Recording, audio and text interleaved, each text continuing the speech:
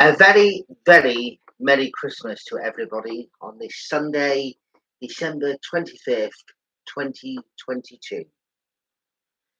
This week on Ben Shatliff on Sunday, as well as wishing everybody a Merry Christmas, we're going to reflect on 2022, look ahead to 2023. We'll look at the main news stories of the day on this Christmas, and we'll also be paying tribute once again to our late, great Her Majesty Queen Elizabeth II. And as well as that, we'll be thinking about all the people of Ukraine who are trying their best to celebrate Christmas under the most difficult of circumstances. And of course, we'll be looking at Walk With Me and looking at some religious reflection. But first, let's take a look at the news stories affecting us on this Christmas Day. The royal family, the King, are at Sandringham as the King prepares for his historic first King's speech at Christmas. The address, of course, will be at 3 o'clock this afternoon. Vladimir Putin has said he's ready to negotiate. But the question is he wanting to negotiate the way that Ukraine wants to negotiate to actually give proper peace to Ukraine? A woman has been killed and others have been injured after an explosion, after a shooting that took place at the Lighthouse Inn in Wallasey Village on the Wirral. All thoughts and prayers are with all the people who have been involved in that incident. No trains are due to run on Boxing Day due to the latest strike action. And of course, thoughts are with the people of America as well as a hurricane with snow, as the brutal US storm bomb has left 28 people killed and thousands of homes without power in that brutal storm. And swimmers have taken a traditional Christmas Day morning dip. I've had a morning walk slightly, but I've not taken to a morning dip. Not this morning, anyway. Every Sunday on Ben Shatliff on Sunday, we always look at I always give some religious reflection. Of course, as it's been Advent and now, of course, for Christmas, we've been looking through Walk With Me through our live publishing. Today, the Nativity of the Lord Solemnity. A child is born for us and a son is given to us. Today is a day of praise and adoration. Christ is born, alleluia, alleluia. God among us, the Word made flesh. He was created of a mother whom he created. He was carried by hands that he formed. He cried in the manger in wordless infancy. He is the Word without whom all human eloquence is mute. The Psalms are only the Psalms can express perfectly the joy of Christmas Day. Make a joyful noise to the Lord, all the earth, break forth into joyous song and sing praises. Sing praises to the Lord with the lyre.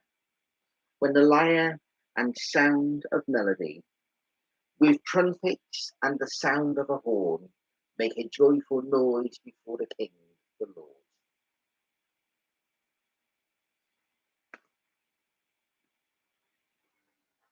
(2022) has had a year of various different points in human life. The invasion by the Russians of Ukraine on February the 24th caused shock, outrage, anger, which is still going to this day.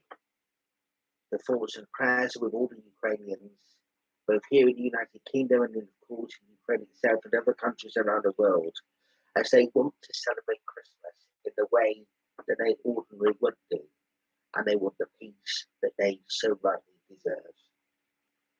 And of course, as everybody knows, I stand with Ukraine and always will do, and will always be friends with those new friends I've made over the last 10 months. They've been lifelong friends forever without any thoughts whatsoever, because these are people who need the help.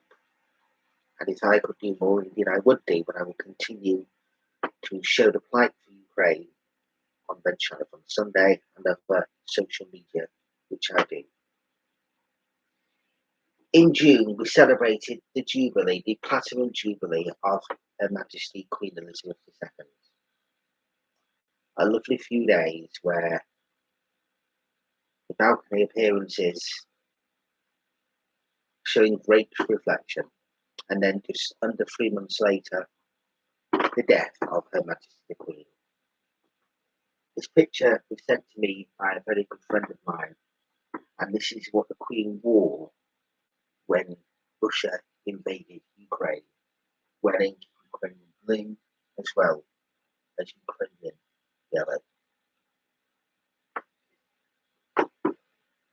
This year, I myself personally have lost loved ones. And we all know the experience of losing loved ones. We know the experience of losing close friends. And I know for a fact that on this day, my cousin will be feeling the effects from when my auntie passed away earlier this year. I've also got good friends whose mother passed away just a couple of months ago. So many people will be feeling exactly like His Majesty King Charles II feels today about having lost their mother. And it doesn't matter what age somebody is. It can be even more devastating when somebody is young, but when somebody's lived a very, very long life as well, it can be just as devastating because people have been with them even longer and shared more love and shared more of their life. So the thoughts today are with anybody who's lost anybody, not just in 2022, but for all time. Of course, this year we have seen the resignation of Boris Johnson, and then we saw a replacement Prime Minister with Liz Truss, who then was replaced again a few weeks later by Rishi Sunak. Rishi Sunak has lasted longer than his predecessor, in case everyone was trying to work that out. Just so in a year which has seen a new monarch and 2 new prime ministers, as well as quite a lot of other stuff which has been going on as well, it certainly has been a year that a lot of people will be saying that they would like to see the back off, which is completely understandable. But we have had some joys. We had the joy of the Jubilee, we've had the joy of the Lionesses winning football, we've had the joys of other sporting successes as well, and we've had other good things which have happened during 2022. Let's just think about where we were exactly a year ago. There were no restrictions as such, but we're wearing face coverings at Christmas, and people were being sceptical about doing certain things. All COVID restrictions are lifted now. We can enjoy normality. And it really annoys me when I hear people still say the words a new normal or get a little bit of normality. We are in normal times, and we have to appreciate that, because there's a lot of people there, like I've already spoken about, who are in situations where they cannot have their normal lives. And the trouble is, in this country, we take a lot of what we have for granted. And then when suddenly something is taken away, you think, oh, so you should live each day, love each day, and make sure that you're making the most of things and help others too at the same time. In 1940, on December the 22nd and December the 23rd, Manchester was hit by the Luftwaffe. Manchester being a major city, the Luftwaffe attacked places in the city centre and around the surrounding areas, Trafford Park. This was known as the Manchester Blitz or the Christmas Blitz. My family, living just a stone's throw from Victoria Station, where my granddad and my grandma lived on North Street, they had to go, like many others, to a air raid shelter that was at Higgins's distribution, which is literally just opposite where they lived. And I've been thinking about Christmas 1940 this week. It's 82 years on, but I've also thought about how the people of Ukraine have been resonating together, thinking about how, well, certainly how the people of Ukraine are feeling at this very moment. But I've also tried to send a message of hope. We can never ever replace any loved ones, which would never be this scenario. But buildings and cities do rebuild themselves. And that's what happened in Manchester. We rebuilt ourselves again after 1996 with the IRA bomb. We also rebuilt after the tragedy at the arena just 5.5 years ago. We look ahead now to 2023, which is just a few days away. We are in a horrible cost of living scenario. There is no ifs or buts about it. We're still feeling the effects of Brexit and always will do. But what can we show of a sense of hope? We certainly hope that the war in Ukraine will come to an end and that Vladimir Putin will be brought to justice along with all the others who work alongside him that cause terror and war and disharmony to the people of Ukraine. And I will re-say what I said again last year. Let's have a beacon of hope, a global world beacon of hope for peace and goodwill for all, because that is what the world should have and the world deserves. But we must remember one thing. When somebody is elected, they are elected to serve the people, not the other way around.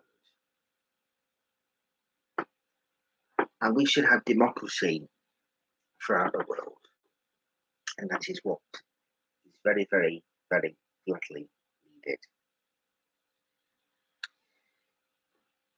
So let's hope that 2023, whatever political party anybody supports, that we have some stable politics and we can come out of the economic turmoil and we can have that glimmer of hope.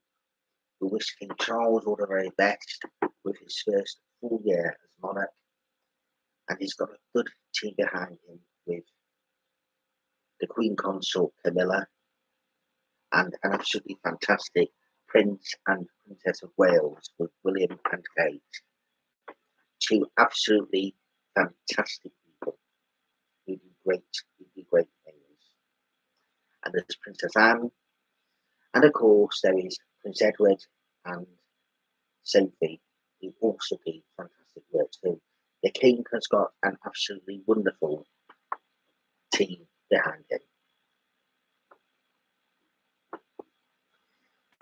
I'm going to end Ben Shatliff on Sunday for 2022, paying tribute to Her Majesty the Queen and also showing full support to our wonderful King, King Charles II. Support and solidarity will always be with Ukraine, as I've already said.